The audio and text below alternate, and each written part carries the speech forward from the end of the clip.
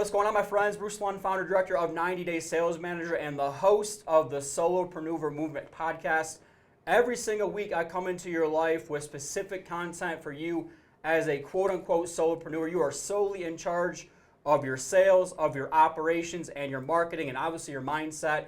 And this is our Spend Time with Talent edition. We have a mortgage expert in the studio with us today, Joe Massey with Castle & Cook Mortgage. Thank you so much, Joe, for coming in to the studio. Yeah, Bruce, thanks so much for having me, man. I love being a part of what you're doing. I've had you on my radio show, our podcast. I really appreciate you taking the time to invite me to be here today. Absolutely. And we had such a good time on your podcast or your radio show this past week, and I said, hey, man, let's just get you in the studio and do the same thing for our audience. So, absolutely. And make it about you. Make it about you in the mortgage industry, right? Hopefully I'll have some good ideas for you. I have no doubt.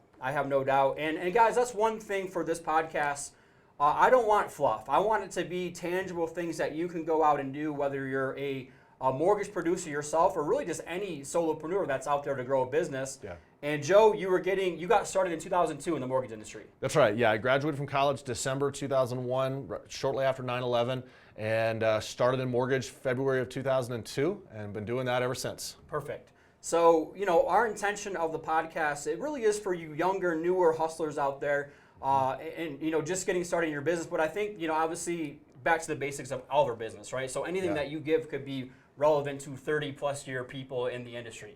Absolutely. And one thing a lot of people don't know in the mortgage business, the average lifespan of a loan officer is about 3 years. Okay. Same thing as a real estate agent. Average lifespan is about 3 years. So I've been doing this, 17, 18 years now? It makes me a dinosaur in this industry, right? But a lot of the stuff I'll talk about today, you're going to say, oh, wow, that's not that sexy, that's not that cool. But you know what? It works. All right, I've been doing this stuff a long time. I'll give you some great ideas.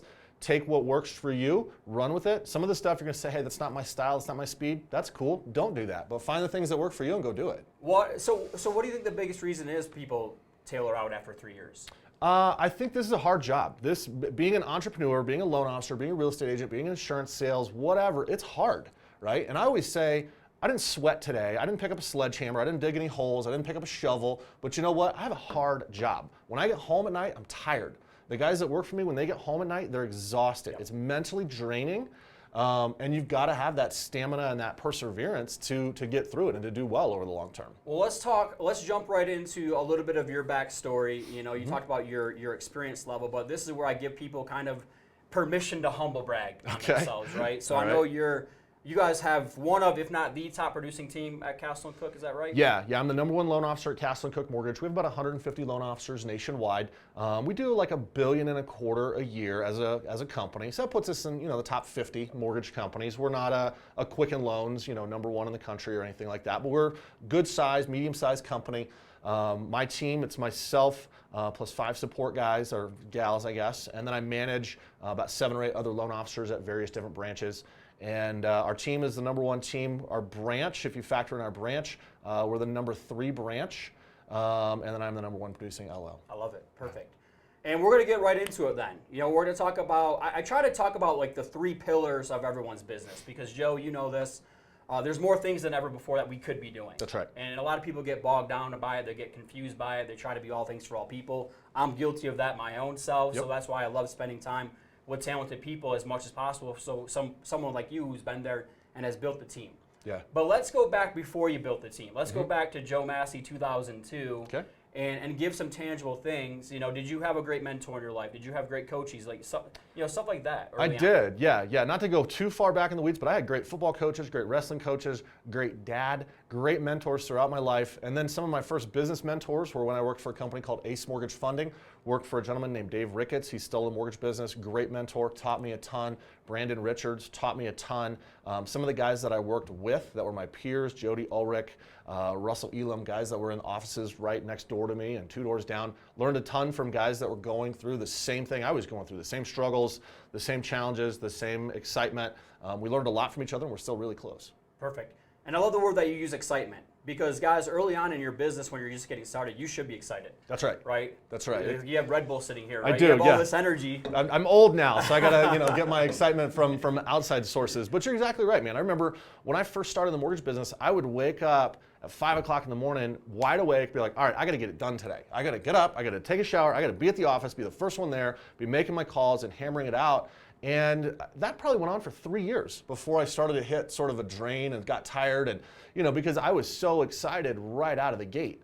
And sometimes now, I've been doing it a long time, you'll lose a little bit of that excitement. So that's probably a tip I would give to newer folks out there, is figure out what excites you about the business and grab onto it and do it every day. Is it helping people? Is it making a paycheck? Is it earning more referral partners? Whatever it is, get excited about it, be excited, and stay excited about it. Perfect. And again, like, we don't want to do like platitude things, like, go get your name out there. You're like, well, no shit, I know that, right? Or go hand out more business cards, or go to networking events. So let's talk about your 3 pillars of your business. So go ahead and just break down, we can go step by step to 3 different ones and then go through deeper into each one. So I have 3 ways that I gain business. Number 1, referrals from real estate agents and business partners. Number 2 is past client database. And number 3, I teach continuing education classes, which are open to real estate agents, mortgage lenders, clients, anybody that wants to come and learn. And that's it. I don't do Facebook advertising. I don't buy leads. I don't go out and give my business card to every single person I meet on the street. I try and find, these are my lanes that I'm really good at. We're going to get in that lane and we're going to drive 100 miles an hour. Cool, perfect. So first pillar then, referral partners, right? Whether it's real estate agents or, like you said, it could be other connectors. It could be other business-to-business strategic partners and things like that, right? Yep, absolutely. Obviously, in the mortgage industry, a lot of people focus so much on the real estate agent. So early on, let's talk about how do you get in front of somebody early on that is a top producer, or and just give some tangible things for that part. Sure. I think to take one step back, before you want to get in front of somebody, you got to be really good at what you're doing. Right? You need to read the guidelines. You need to read your MRI book from cover to cover. You need to read the Fannie Mae guidelines, the underwriting guidelines, the FHA, Freddie Mac. Study and become a student of the business. Then when I go and I meet with a top producer, they're going to feel me out. They want to know if I know what I'm doing. They're going to ask me a really detailed question, and guess what? They already know the answer.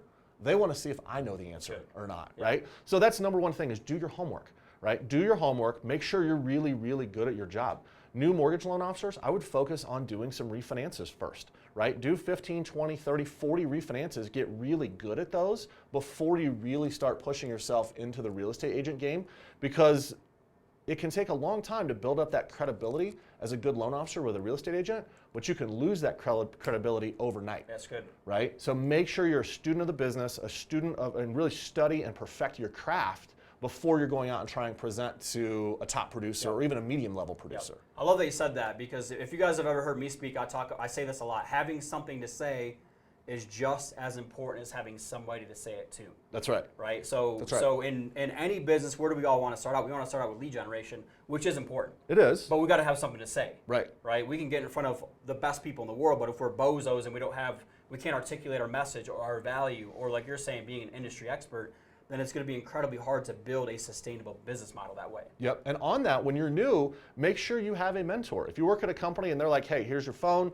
here's the phone book, good luck, might not be the right place. You need to have a mentor, because when I go out and I talk to, if I'm new, and I'm going to go out and I'm going to talk to Bruce, the real estate agent, I'm going to say, hey, Bruce, you know what? I'm brand new. Because I'm brand new, that means you're going to get a ton of attention. I'm going to be here. I'm going to help you with anything you need. Well, your first question is, well, Joe, do you know how to do loans? No, I don't know how to do loans, but I'm going to give you all the attention in the world. But what if I've got a great mentor and I could say, you know what, Bruce?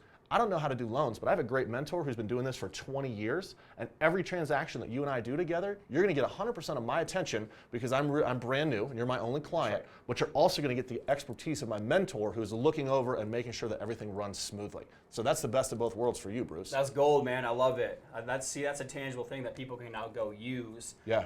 Because again, when you're younger, newer, you're actually competing with guys like these, right? Right? I'm your competition. With guys who've been doing it for 20 years, and so you can turn any negative into a positive, and vice versa. That's right. So early on, you should be selling the fact that you're getting direct access to me. That's right. And I'm going to be there every step of the way. Yeah, that's something that my new guys say. They're like, Joe, I don't know as much as you. I'm like, I understand that, but here's the important point. They can get you on the phone instantly, right? If they call me, I might be doing a podcast. I might be meeting with another client. I might be doing whatever. They're going to speak to my assistant. Okay, that's great. She's fantastic, but you don't necessarily get direct access to me. That's your value proposition when you're brand new. Hey, you have direct access. You call, I'm going to answer the phone. Now, somebody is going to answer the phone at my office, right? So you're going to have direct access to somebody, but it might not be me. So if you're new, that's your value proposition. Getting on the right team early on is vital. It really is. Right, and we see this in pro football.